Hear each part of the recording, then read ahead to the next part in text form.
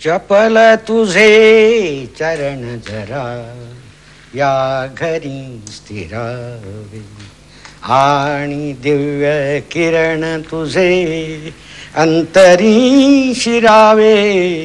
चपल तुझे चरण जरा या घरी स्थिरावे, कुठूनी कुठे सांग जाशी, कुठूनी कुठे सांग जाशी, उज्ज्वल आनंद राशी, उज्ज्वल आनंद राशी. आठवीत गौरवीत दीपराग भावे, चपल तुझे चरण जरा या घरी स्थिरावे. शककर्त्या शुभवचनी प्रमदांच्या रती नयनी, सज्जन मन वृंदावनी किती तुला भजावे. चपल तुझे चरण जरा या घरी स्थिरावे. तव चंचल मृदुचरणी, तव चंचल मृदुचरणी, सांकुर कुसुमित धरणी, बघुनी मुदित स्थिर चरका मी उगी रहावे. चपल तुझे चरण जरा या घरी स्थिरावे. मम जीवन घुंगुर सर, मम जीवन घुंगुर सर, बांधिन तव पदी सत्वर. क्षणभरी तरी तव भ्रमणी त्या निनाद व्हावे. चपल तुझे चरण जरा या घरी स्थिरावे. चपल तुझे चरण जरा या घरी स्थिरावे, आणि दिव्य किरण तुझे अंतरी शिरावे. सुमारे 44 वर्षापूर्वी अशाच जोशाने चपल तुझे चरण जरा या घरी स्थिरावे ह्या ओळी गात गात कवी बाबू बोरकर पार्ल्याला माझ्या आजोळी आले. बोरकर त्यावेळेला 22-23 वर्षाचे होते. त्यांच्यामध्ये बरोबर 10 वर्षाचं अंतर आहे. म्हणजे मी त्यांच्यापेक्षा 10 वर्षांनी लहान आहे. कारण आत्ता एकदम आम्हा दोघांना पाहणाऱ्यांना मीच जास्त वडील आहे असं वाटणं साहजिक आहे. विशेषतः माझ्याकडे लोक स्थूल मानानेच पाहत असल्यामुळे असं होतं पुष्कळ झालं. बोरकर आणि बोरकरांची काल परवा लिहिलेली कविता यांच्या दर्शनाने मला शेक्सपियरच्या अँटनी अँड क्लिओपॅट्रा मधल्या एका वाक्याची आठवण होते. क्लिओपॅट्राच्या बाबतीमध्ये त्या नाटकातला इनोबार्बस म्हणतो की एज कॅनॉट विदर हर नॉर कस्टम स्टेल हर इन्फिनिट व्हरायटी. म्हणजे वयामुळे तिच्या तारुण्याच्या पाकळ्या काही गळून पडत नाहीत किंवा अतिपरिचयामुळे शेळेपणाही त्याच्यात येत नाही. इतकी तिच्या त्या सौंदर्यामध्ये एक इन्फिनिट व्हरायटी आहे, एक अनंत अशी विविधता आहे. बोरकर आणि बोरकरांची कविता याच्यामध्ये असा एक हा विलक्षण अभेद आहे. क्लिओपात्राच्या वर्णनामध्ये शेक्सपियरनी हर इन्फिनिट व्हरायटी असं म्हटलेलं आहे. गेल्या 55 वर्षामध्ये बोरकरांनी ज्या कविता केल्या त्या जर पाहायला लागलं तर त्याच्यामध्ये सुद्धा ही अशीच इन्फिनिट व्हरायटी दिसते. पण तरी सुद्धा त्या विविधतेमध्ये एक चिरंतनपणाने नांदणारा असा एक गुण मला आढळतो. तो म्हणजे तारुण्याचं लक्षण असणारी एक विलक्षण उत्कटता. बोरकरांच्या शब्दात सांगायचं म्हणजे महात्म्यानाच्या त्यांच्या एका ओळीमध्ये त्यांनी म्हटलेलं आहे, समुद्र हो आणि चंद्र रेखावा, चंदन हो आणि अग्नी भोगावा. अंगारा इतके वैराग्य सुद्धा अशाच रीतीने भोगतात असं मला वाटतं. त्यांच्या शब्दात सांगायचं म्हणजे जळण्यातही सुख आहे, ज्वालातून फुलण्यातही असं. गेली 55 वर्ष हे त्यांचं ज्वालातून फुलण्याचं सुख तुमच्या आमच्या सारख्यांना लाभलेलं आहे. 70च्या जवळ आलेले बोरकर हे अजूनही तसेच फुलतायत. वयाचं काय असतं, चाफ्याचं झाड जरी जुनं असलं तरी जोपर्यंत ते फुलतं ते नवं फुल हे तेवढंच ताजं असतं रोज. तसं त्यांच्या नव्या कवितेच आहे. अशी ही चिरंजीवित्वाची किंवा त्यांच्या बाबतीत नेहमी जो शब्द वापरला जातो चिरतारुण्याची, ही फुलं जी आहेत त्यातली काही त्यांनी आमच्या उंजळीत टाकावी या आशेने आम्ही त्यांच्यापुढे सगळेजण बसलेलो आहोत. आता मी येताना आकाशात ढग आलेले होते.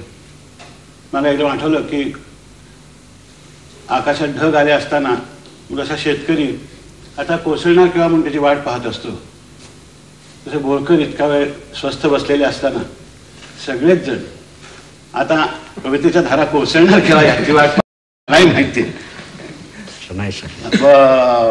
एकदा बोरकर तुम्हीच असेच गडद निळे आकाशामध्ये ढग आलेले असताना कविता लिहिलेली आहे. आम्ही गडद निळे ढग पाहतो अजून म्हणून, पण तुम्ही पाहिल्यानंतर जो चमत्कार होतो ती कविता अगोदर आहे. कवितेचं शीर्षक आहे जलद भरून आले.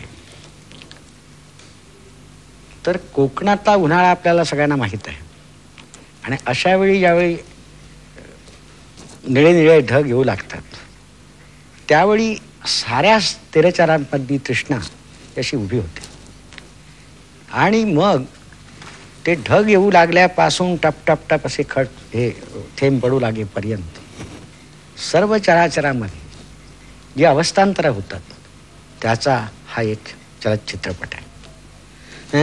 गडद निळे जलद भरुनी आले, गडद निळे जलद भरुनी आले, शीतल तनु चपल चरण अनिल गण निघाले, गडद निळे जलद भरुनी आले. दिन लंघुनी जायगिरी पद उमटे क्षितिजावरी पद्मराग वृष्टी होय माड भव्य नाले, गडद निळे जलद भरुनी आले. धुंद सजल हसित दिशा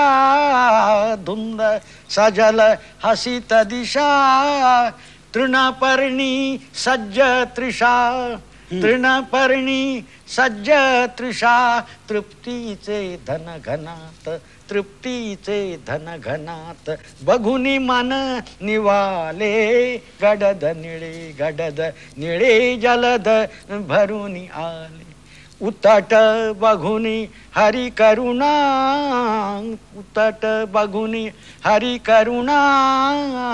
हरित धरा हो गहना, मंदाकिनी वरुणी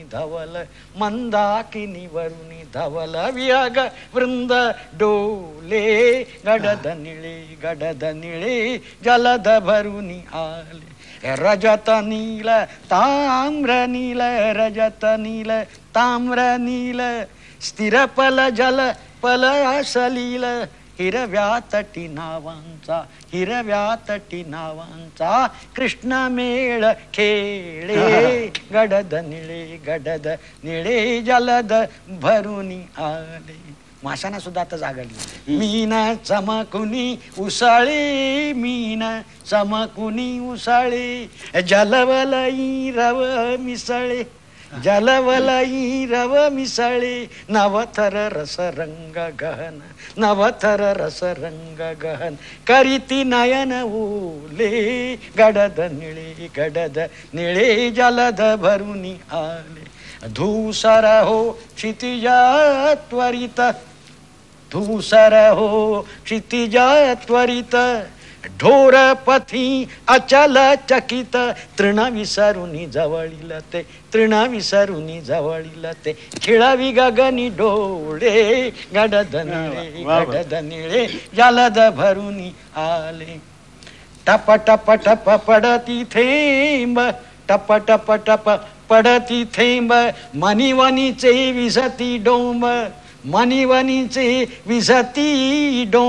वत्सलये वास भूमी आशीर्वच बोले वत्सलये वास भूमी आशीर्वच बोले गडद निळे जलद भरुनी. वा वा वा वा. टप टप टप पडती थेंब मनी वनीचे विजती डोंब वत्सलये वास भूमी आशीर्वच बोले. तुमच्या कडव्यामध्ये थोडासा मी फरक करतो, कवीच्या कडव्यात कधी करू नये पण करतो. तुम्ही शेवटी म्हटलं ना की वत्सलये वास भूमी आशीर्वच बोले. तुम्ही की कविता ऐकताना मला तर असं वाटलं की वत्सलये वास कवी आशीर्वच बोले असं कारण आम्ही गडद नेळे आम्हाला ते आशीर्वाद मिळत नाही, ते तुमच्याकडून आम्हाला मिळत असतात. ही कविता तुम्ही 1938 साली लिहिलेली आहे, 40 वर्ष झाली. त्यावेळी तुम्ही 27-28 वर्षाचे. आता तुम्हाला हा प्रश्न अनेकांनी विचारला असणारच, पण मी विचारतो पुन्हा की कविता नावाची गोष्ट तुमच्या आयुष्यात प्रकटली केव्हा? मी प्रकटली हा शब्द मुद्दाम वापरतो कारण कविता करतात लोक, आणि जो कविता करतो तो कवी नसतो. Converse is not true. म्हणजे आधी कुठेतरी ती कविता असते, त्याच्यामध्ये ती प्रकटते. असं निदान तुमच्यासारख्यांच्या कविता वाचताना कळतं. तर हा चमत्कार घडला कसा? तर माझ्या लहानपणी पुष्कळशी कविता माझ्या कानावर येत होती आणि ती आमच्या घरात पिढ्यानपिढ्या चालत आलेली जी भजन परंपरा, गावातले सप्ताह, नाटकं, पुन्हा दारावर येणारे वारकरी, भूते, कानफाटे, असं नाना तऱ्हाने ही सगळी कविता माझ्या कानावर पडत होती. आणि गळा बऱ्यापैकी तेव्हा असल्यामुळं घरातल्या सगळ्या लोकांनी आपलं पाठांतर माझ्याकडनं घटवून घेतलं. पूर्वीच्या काळी वाचन कमी असे पण पाठांतर विपुल असे. आमचे मोलकरीण लिहिलं असं कितीतरी गीतं पाठ असत आणि ती मला पाठ होत गेली. असं होता होता आमच्याकडे असा एक परिपाठ होता की विशिष्ट क्रमानं ती पदं म्हणायची होती असत. तर आम्ही 2 चुलत भाऊ होतो. तर आळीपाळीनं आम्ही एखादी नवा अभंग नवं पद म्हणायचं. एक दिवशी मी विसरलो, माझी वेळ होती, मी विसरलो आणि पुस्तकं सगळी कपाटात होती. तर मी असं ठरवलं की आपणच लिहायचं म्हणून माडीवर जाऊन मी अभंग लिहिला. तर एक आधी पहिला चरण म्हणायचा, नंतर इतरांनी म्हणायचं. असं म्हणता म्हणता शेवटी बाकी म्हणे ज्यावेळी आलं त्यावेळी सगळीच चापापली. बाकी म्हणजे मला तुमचं लाडकं नाव. आणि नंतर आमच्या चुलत्यांनी मला बोलावून सांगितलं की संताच्या अभंगामध्ये असं हे करायचं नसतं, आपलं नाव पाप आहे वगैरे. तर मी म्हणालो काय हा संताचा अभंग नाही, मी लिहिलेला आहे. त्यांचा विश्वास कसा बसावा. त्यामुळे तुम्हाला हवा असेल तर मी दुसरा लिहितो म्हणून मी दुसरा लिहिला. आणि त्यावेळी ते त्यांना मोठा आनंद झाला. माझ्या आजीकडे मला घेऊन गेले. तर मला वाटलं होतं आजी कौतुक करील. आजीने सांगितले बा असलाच आवडपणा चालायचं नाही, आधी संत व्हावं आणि नंतर अभंग करावा. आणि तू थोरला मुलगा आहेस आई वडिलांचा, तेव्हा तुला काही संत होण्याचा अधिकार नाही. तेव्हा ही उर्मी लिहिण्याची मी अशी दाबून टाकली. पण पुढे एक दिवस ते वरचं कवच उडालं आणि कविता निघाली आपणहून. निर्झरे स्वप्नभंग तुम्हाला माहीत असेल देवाचा, तशासारखा हा चमत्कार झाला. पण आणि मी अनेक नवी कविता वाचू लागलो हे करता. असं करता करता एक दिवस मला कळत होतं की मी त्या जगामध्ये जातो. पण जत्रेत गोंधळावं ना माणसानं. तसा पूर्वसुरींनी निर्माण केलेलं जे प्रतिमांचं जग आहे त्याच्यामध्ये मी वाट चुकलोच होतो. पण एक दिवस ते कातरवेळ ही कविता यावेळी दिली गेली. त्यावेळी मला असं वाटलं की आता ते माझ्या तोंडून बोलत नाहीत, मी आपण होऊन काहीतरी बोलतोय. आणि त्याच्यानंतर माझी आगबोट चालली दर्यात घे ही कविता मी माझा पहिला संग्रह प्रसिद्ध करण्यासाठी मुंबईला बोटीनं चाललो होतो. त्या बोटीच्या तालावर ते कसं काहीतरी असं जमलं आणि ती कविता ज्यावेळी झाली त्यावेळी पहिल्या प्रथम असं मला वाटलं की आता मी माझ्या आवाजात गातोय, बोलतोय.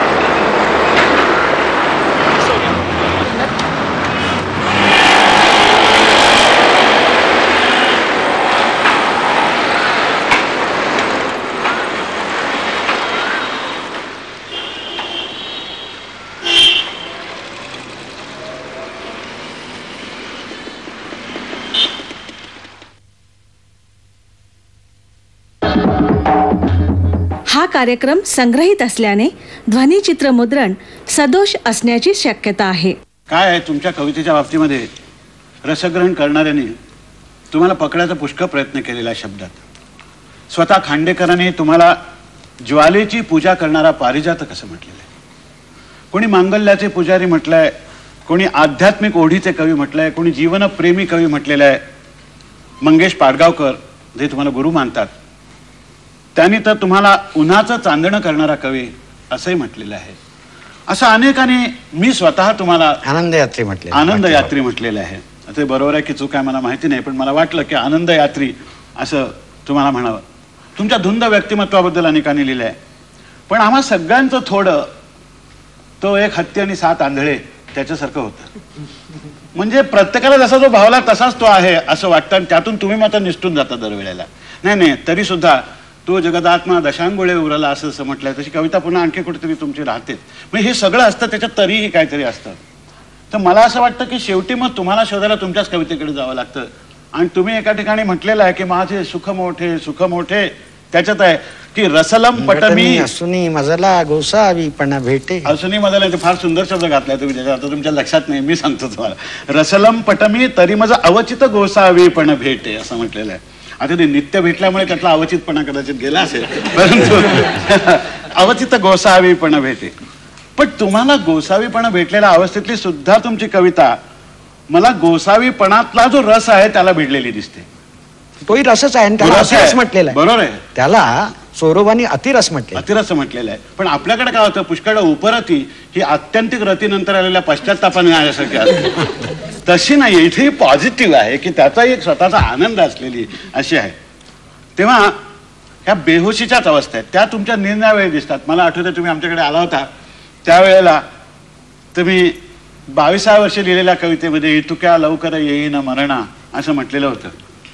तर माझी आजी बसली होती, ती म्हणाली अरे अरे हा इतका लहान मुलगा असं कशाला म्हणतो असं. ती म्हटलं, मग ती पुढे खुश झाली, कारण त्याच्यामध्ये तुमची ओळ होती की रात्री समयीशी वाचावी ज्ञानोबाची अमृत होवी, कविता स्नेही वात जळावी, उजळीत मनाचा द्वैतपणा, पण त्याच कडव्याबरोबर निसर्ग गोवत्साशी रमावे, दिवसभरी श्रम करीत राहावे, तिखट कढीने जेवून घ्यावे, मासळीचा सेवित स्वाद दुणा म्हटल्याबरोबर त्यांना सगळ्यांना वाटलं नाही माणसात आहे हा का. मासळीचा उल्लेख हा गोव्यापणापुढे करायचं म्हणजे जरासं डेंजरस आहे, म्हणजे तो एकदम तुम्ही उन्मनी अवस्थेत जाल मला माहिती आहे.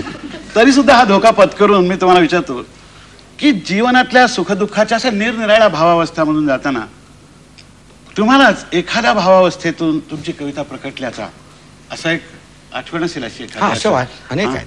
तर अशी एखादी सांगा ना की एकदम तुम्हाला त्या आलीच. आता बहुतेक आल्यात, पण एखादी अशी विशेष एक कविता सांगायची झाली तर असे मुळामुठे संगम हे माझं अत्यंत आवडतं स्थान. तिथं मी आणि माझ्या भावाबरोबर चाललो होतो. पावसाचे दिवस होते, आम्ही जाताना पाऊस नव्हता, परंतु आम्ही त्या धर्मशाळेत गेलो. ओसरेसारखी अशी ओसरी वजा होती, आता ती वाहून गेली पाणचेतमध्ये, आणि इतक्यात मुसळधार पाऊस सुरू झाला. आणि तो पाऊस सुरू ज्यावेळी झाला, तुम्ही पाहता पाहता मी कविता लिहितोय वगैरे हे सगळं माझं भानच गेलं.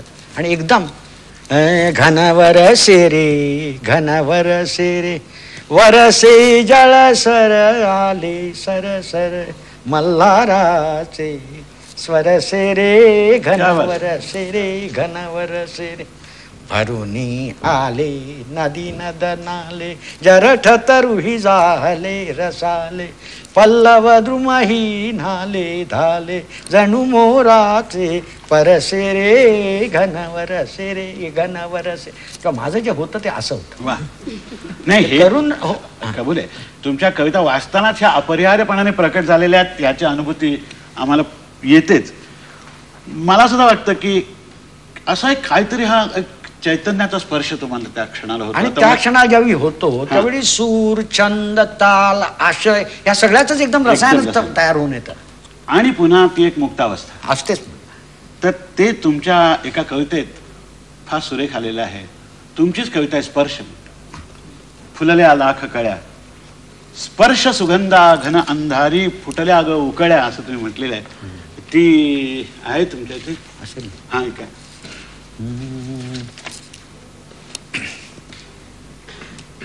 तर समुद्रकाठी ती दोघं बसलेली आहेत आणि त्या स्पर्शाच्या वेळी जे काय भावलं ते या कवितेत आले. फुलल्या लाख कळ्या, फुलल्या लाख कळ्या, स्पर्श सुगंधा घन अंधारी, फुटल्या ग उकळ्या, फुलल्या लाख कळ्या. ध्वनी कंपित तनुजा शततंत्री, ध्वनी कंपित तनुजा शततंत्री, बंदी मनरती मोहन मंत्री, बंदी मनरती मोहन मंत्री. लय लागुनिया नाचू लागल्या स्वप्नीच्या पुतळ्या ग, फुलल्या लाख कळ्या, स्पर्श सुगंधा घन अंधारी, फुटल्या ग उकळ्या, फुटल्या ग उकळ्या. धूप जळे तिमिराचा पवनी, धूप जळे तिमिराचा पवनी, विनिद्र नयना व्याकुळ अवनी, विनिद्र नयना व्याकुळ अवनी.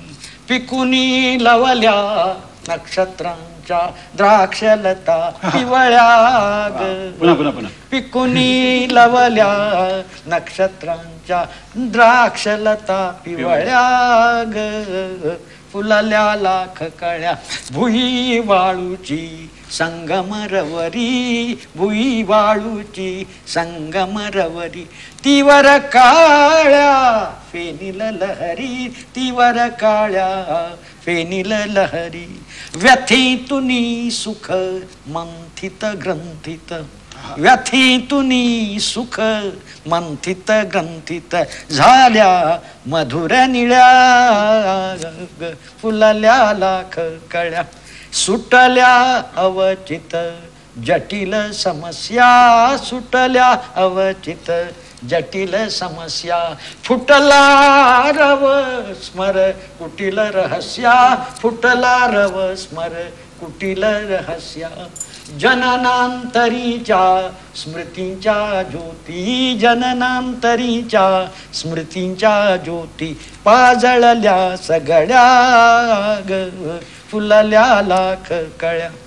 द्रवली नयने श्रवली हृदये, द्रवली नयने श्रवली हृदये, दो चंद्रांच्या संगम उदयी, दो चंद्रांच्या संगम उदयी.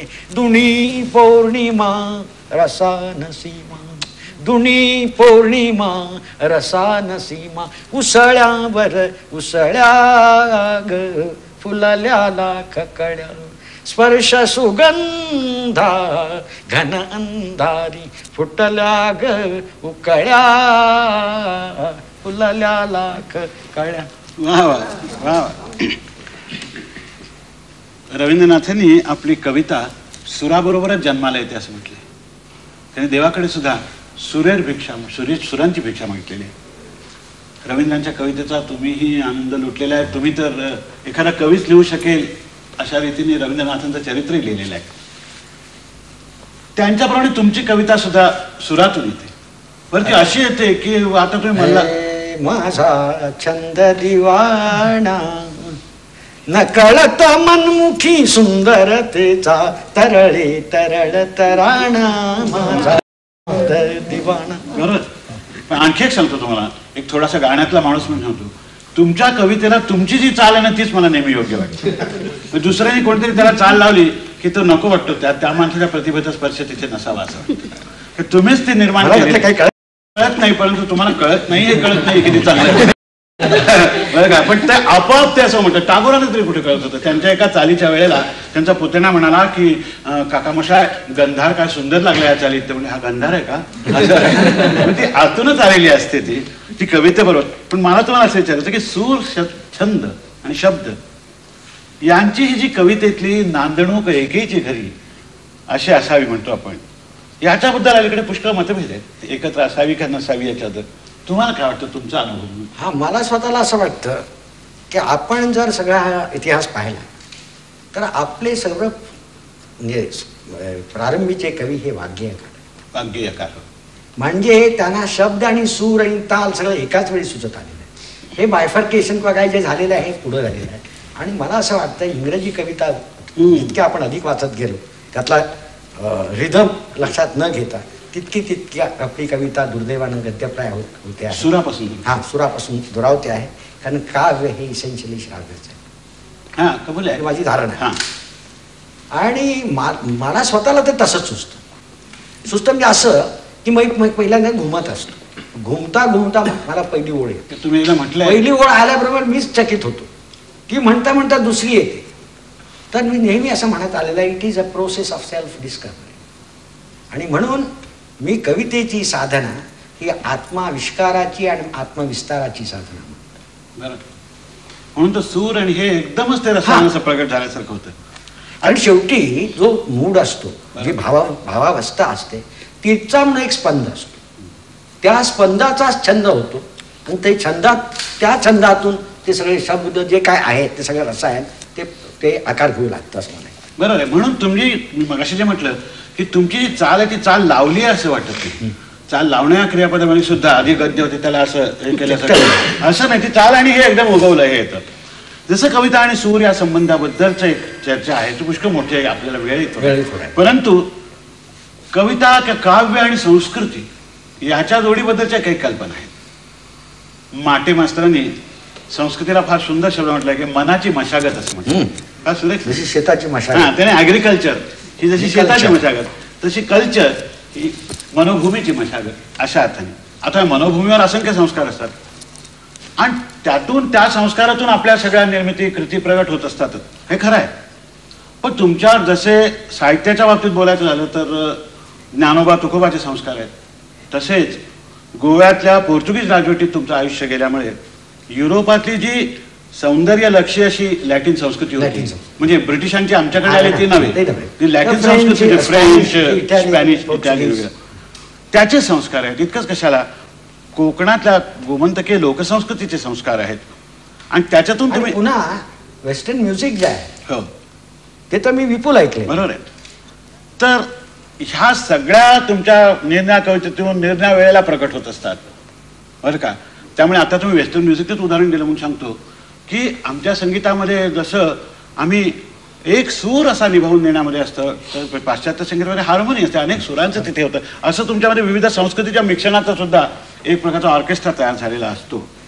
तुमच्या शब्द एखाद्या वेळेला असं की परतली घरा भिरी म्हणता तुम्ही पाखराच्या तटकत भिरी हा शब्द वापरतात तो इतके सुंदर तिथे येतो.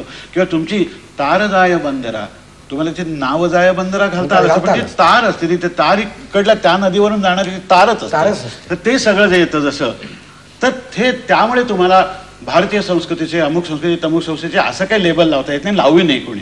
पण तरी सुद्धा तुमच्या प्रत्येक कवितेतून एखाद्या वेळेला एक भारतीय संस्कृतीचा अतिशय सुंदर असा हा दिसतो. एखाद्या कवितेतून दोन्हीचं मिश्रण दिसतं. एखाद्या कवितेतून एकदम निराळे आणि विशेषतः ग्रीकांची जी सौंदर्य दृष्टी आणि आपली अध्यात्म दृष्टी यांचं कुठेतरी दोन्ही बद्दल मला आकर्षण. तर ह्या ज्या तुमच्या निर्णय आहेत त्याच्यातून मी तुमच्या सगळ्या समुद्रातून मी 3 कविता निवडलेल्या आहेत बरं का. त्यातून मला तुमचं ते त्रिविध दर्शन घडेल असं वाटतं. एक तुमची कविता म्हणजे बांगड्या. आता बांगडी ही काही नुसतं स्त्रियांच्या हातात घालायचा अलंकार एवढंच नाहीये. त्या किणकिणाटाच्या मागे भारतीय स्त्री जीवनातले असंख्य सूर आहेत असं ती एक कविता आहे. दुसरी आहे जपानी रमलाची रात्र. त्यातली स्त्री तो सारा अनुभव केवळ भारतीय संस्कृती नावाची जी काही आपली एक सौंदर्याच्या बाबतीतली कल्पना आहे किंवा नीती अनितीच्या बाबतीतली त्याच्याशी निगडीत नाहीये. आणि तिसरी जी कविता आहे ती जीवन त्यांना कळले हो. आता हिचं स्फूर्ती केंद्र तसं पाहिलं तर उपनिषदाच्या तत्वज्ञानात जरी असलं तरी ते सगळ्या मानवतेचाच वेध घेऊन जाते असं वाटतं. तर मला असं वाटतं की या 3ही कविता तुमच्याकडून एकामागून एक ऐकायच्या. आता मी मध्ये अजिबात बोलणार नाही तुम्हाला.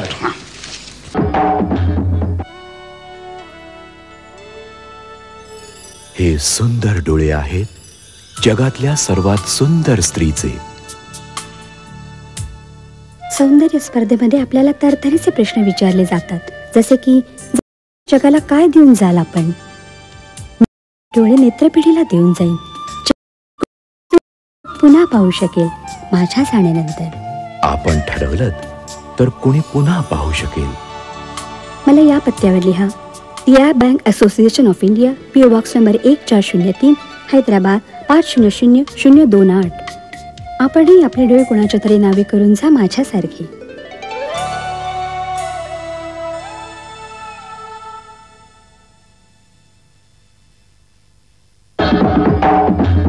हा कार्यक्रम संग्रहित असल्याने ध्वनिचित्रमुद्रण सदोष असण्याची शक्यता आहे. पहिल्यांदा बांगड्या. आज बांगडी केव्हाही घातली जाते, केव्हाही काढली जाते. पण पूर्वी श्रावण महिना लागल्याशिवाय बांगडी घालायची नाही. कारण श्रावणापासूनच बायकांचे सण सोहळे सुरू होते. आणि हा जो कासार चढवत असे ह्या बांगड्या, तर आमच्याकडे ते बांगड्याची कोंडाळी अशी पाठीवर घेऊन झगमगणारी तो दारोदार जायचा. तर हा गोव्यातला कासार आहे. आणि कुणी कोणत्या रंगाची बांगडी केव्हा घालावी, का घालावी, हे सगळे शास्त्र त्याला चांगलं माहीत आहे. आणि तो म्हणतो हा गोव्यातला बांगड्या बघाया, बांगड्या बघाया, श्रावण लावण्य राज लागला फुलाया, लागला फुलाया. आता यात कशा तयार केल्या? जलवलयी स्वरवलयी, जलवलयी स्वरवलयी, दिनकर शशिकर वलयी, दिनकर शशिकर वलयी, मिसळूनी घडिल्या प्रणयी, गोड बांगड्या या, बांगड्या बघाया, श्रावण लावण्य राज लागला फुलाया. हे कशा आहे? नाजूक या सुंदरती, मंजुल रवी रुम झुमती, रत्ना सम चमचमती, भाग्य रंगवाया, बांगड्या बघाया, श्रावण लावण्य राज लागला फुलाया. मग तो सांगतो, या प्रदोषकांत निळ्या, केवळ निळा म्हणत नाही, या प्रदोषकांत निळ्या, या बिजल्या सोनसळ्या, लाजविती रुसुनी खुळ्या, आम्र किसलया, या बांगड्या बघाया, श्रावण लावण्य राज लागला फुलाया. आणि मग म्हणतो, नवयुवती का भिडस्त, भरुनी घ्या त्वरे स्वहस्त, वाजवुनी तरुण मस्त, चरणी लोळवाया, बघाया, श्रावण लावण्य राज लागला फुलाया.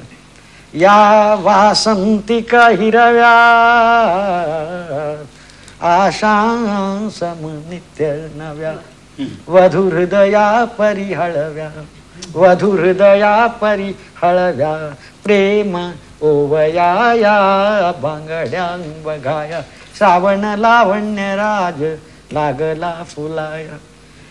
निर्मळ हे हिरवे पण, पतिगृहिण्या करी मिरवून, सतत करा जपून जतन, ही सुरम्य माया, बांगड्या बघाया, श्रावण लावण्य राज लागला फुलाया. पण प्रौढाही आहेत की ज्यांचा हात हा वरदहस्त आहे आणि ज्यांच्याकडून वर प्राप्त होतात. अशानं तो म्हणतो, क्षितिजा समया जांभूळ, क्षितिजा समया जांभूळ, जलदा समया श्यामल, जलदा समया श्यामल, वत्सल या गंगेतील सांध्य मेघ छाया, बांगड्या बघाया, श्रावण लावण्य राज, श्रावण लावण्य राज लागला फुलाया. या माऊली आपुल्या स्तव, वरजांचा सुख संभव, करजांचा दे गौरव, करजांचा दे गौरव, वैश्वदेव राया, बांगड्या बघाया, श्रावण लावण्य राज लागला फुलाया. आणि मग सगळ्यांनाच म्हणतो, ये कन्ये ये दुहिते, अपरिणिते ललित लते, एकांते ये माते, सुभग साज न्याया, बांगड्या बघाया, श्रावण लावण्य राज श्रावण लावण्य राज लागला फुलाय. दुसरी कुठली म्हणाल? वा, आता एकदम निराळा बाज. हां बोला. जपानी रमणाची रात. मी काही जपानमध्ये गेलो नाही तुमचं. जपानमध्ये जाऊन कविता लिहितात. खलाशांनी खूप लिहिल्या असतात.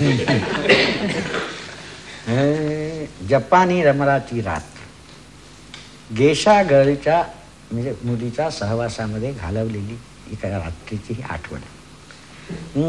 तुझे विजेचे चांद पाखरू, तुझे विजेचे चांद पाखरू, दीपराग गात रचित होते शयन महाली निळी चांद रात.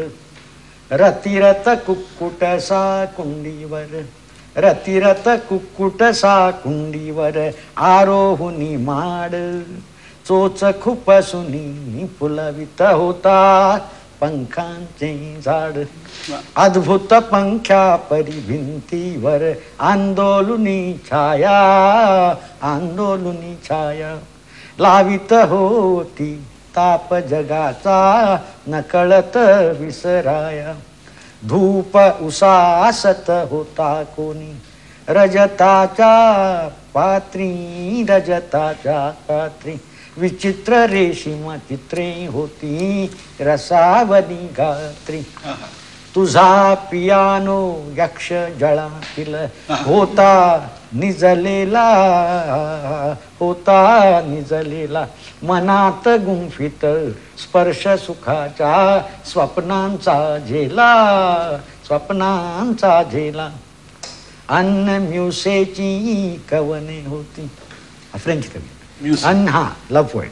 अनम्युसेची कवने होती माझ्या हातात, प्रतिचरणाला करीत होती धूम्रवेल साथ. जळत उसासत होते त्यास, जळत उसासत होते त्यास. अंतरांत काही होता चिमणा श्वान लोकरी घोटाळत पाय. तोच वाजल्या तुझ्या सपाता, तोच वाजल्या तुझ्या सपाता. सळसळला घोळ, सळसळला घोळ. आलीस मिरवित चाली मधुनी नागिनीचा डौल, नागिनीचा डौल. करातुनी तव खिदळत आले स्तनाकार पेले, स्तनाकार पेले. जळता गंधक पाच उकळती याही रंगलेले. अभीष्ट चिंतुनी आम्ही त्यांचे भिडविले काठ, भिडविले काठ. सुरेहुनी तू गडे भाजिले ओठानी ओठ, सुरेहुनी तू गडे भाजिले ओठानी ओठ. स्पर्शे तुझी आणि पियानो थरारला सारा, सारा. मज सम त्याच्या कानशिलांच्या झणाणल्या तारा, झणाणल्या तारा. गंधर्वांच्या दुहिता जमल्या करीत पुष्पवृष्टी, करीत पुष्पवृष्टी. हृदय मदाचे मोहळ झाले जडावली दृष्टी. पोहू लागले तुझ्या रेशमी अलकांतील मासे, अलकांतील मासे. हवा जाहली जड पाऱ्यासम, हवा जाहली जड पाऱ्यासम. अंगातील वासे आणि तरंगत डुलू लागली नौके परी शेज. तो कांतीतून तुझ्या निथळले तेज. नखे लाखिया दात मोतिया, नखे लाखिया दात मोतिया. वैदुरी नेत्र अवयव गमले चपल चिवटकी मयवनीचे वेत्र. कात सोडिल्या नागिनीचे ते नवयौवन होते, नवयौवन होते. विळख्या विळख्यातून आलापित ज्वाळांची गीते. गरळ तनुतील गोड अंतरात गोड, अंतरात गोड. कळले कामज जडते देवा नरकाची ओढ. कळले कामज जडते देवा नरकाची ओढ. डोळे बांधून खेळत होते जीवन मायावी. अंधपणातच वितळत होते भूत आणि भावी. तुझ्या जपानी भाषा लिपी सम, तुझ्या जपानी भाषा लिपी सम अगम्य सुंदरता हाती उरली दुर्लभ आली ना हाता. आजही तुझ शोधिता कधी ती रमलाची रात. पाठीतून जंबिया मधाचा घाली काळजा. वा वा. आता याच्यानंतर खरं म्हटलं म्हणजे थोडा वेळ थांबवूनच पुढल्या रंगाकडे जायला पाहिजे, पण आपल्याला थांबता येत नाही की मगाशी मी म्हटलं ना की तिसऱ्या याच्यामध्ये एक निराळ स्वरूप त्याच्यात प्रगट झालेलं आहे. जीवन त्यांना कळले. जीवन त्यांना कळले हो, जीवन त्यांना कळले हो. मी पण ज्यांचे पक्व फळापरी सहजपणाने गळले हो, जीवन त्यांना कळले हो. शेवटी सगळे पंथ धर्म काय सांगतात हेच सांगतात. जीवन त्यांना कळले हो, जीवन त्यांना कळले हो. मी पण ज्यांचे पक्व फळापरी सहजपणाने गळले हो, जीवन त्यांना कळले हो.